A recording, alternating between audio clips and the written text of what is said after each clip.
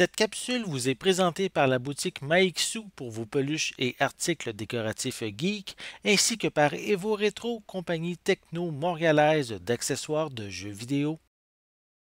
Bonjour, ici Jean-Philippe pour ciné-techno.com et aujourd'hui je vais vous parler du film Sound of Metal, le son du silence.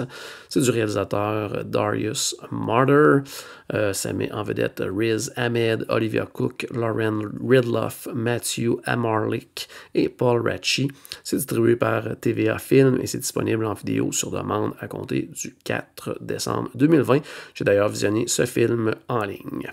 Ruben et Lou font partie de Black Gammon, un duo punk metal en tournée dans des petites salles aux États-Unis.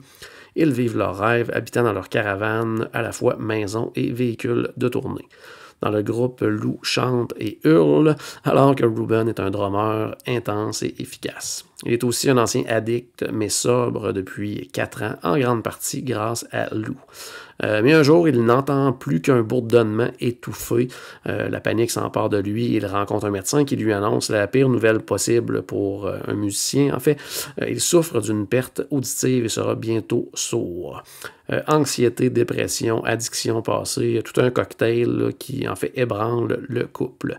Lou met Ruben en contact avec son sponsor qui lui fait rencontrer Joe, un homme qui s'occupe d'une communauté de personnes sourdes pour ainsi apprendre à vivre avec cette nouvelle réalité.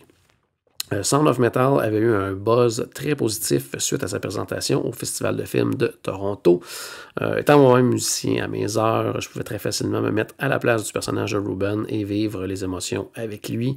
D'ailleurs, la performance de Riz Ahmed est sans contredit la force de ce film. J'ai beaucoup aimé aussi l'utilisation du son dans le film. Donc, la piste sonore nous permet de vivre la perte de l'audition de Ruben, d'entendre ce qu'il entend, comment il entend et de comprendre aussi en fait sa détresse parce qu'on entend vraiment ce que lui maintenant entend à cause de sa perte d'audition. Donc on vit avec lui ses moments d'angoisse, sa perte d'audition, mais aussi comment il entend suite à une opération et on peut davantage justement comprendre sa nouvelle réalité. Le premier tiers du film dans lequel on place les personnages, l'intrigue, le drame de Ruben, tout ça est très rythmé, très dense et on se sent, oui, rapidement interpellé.